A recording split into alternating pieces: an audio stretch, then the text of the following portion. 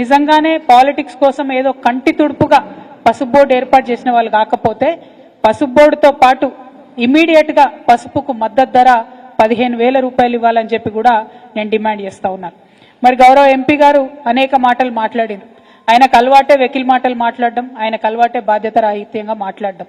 కాకపోతే 2014లో మేము ఎప్పుడైతే ఈ పసుపు బోర్డు డిమాండ్ పెట్టినామో అప్పుడు ఈ ఎంపీ గారు రాజకీయాలలో కూడా లేరు.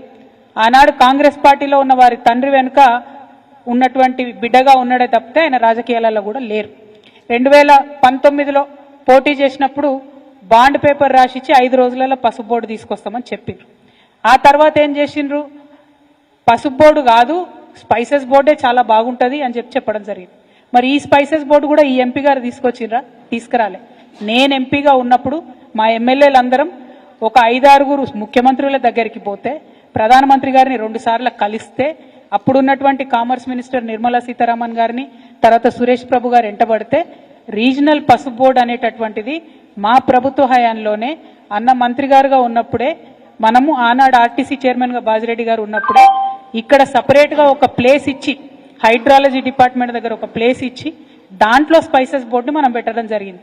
అది కూడా నా గొప్పతనమైన ఇవాళ అరవింద్ గారు మాట్లాడడం నిజంగా హాస్యాస్పదం. ఇంకో మాట ఏమన్నాడు ఆయన, స్పైసెస్ బోర్డు బెంజ్ కారు లాంటిది, పసుపు బోర్డు అంబాసిడర్ కారు లాంటిది. ఆనాడు అంబాసిడర్ కారు కోసం బాండ్ పేపర్ రాసిచ్చిన, కానీ మోడీ గారు నాకు బెంజ్ కారు ఇచ్చిండు ఆయన.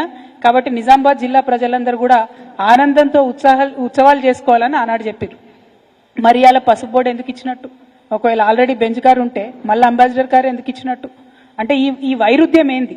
మీరు మాట్లాడే మాటలలో అన్ని వీడియో రికార్డ్స్ ఉన్నాయి. ఇవాళ రేపు నేను మాట్లాడలే మీరు తొండి అంటున్నారని కూడా లేదు.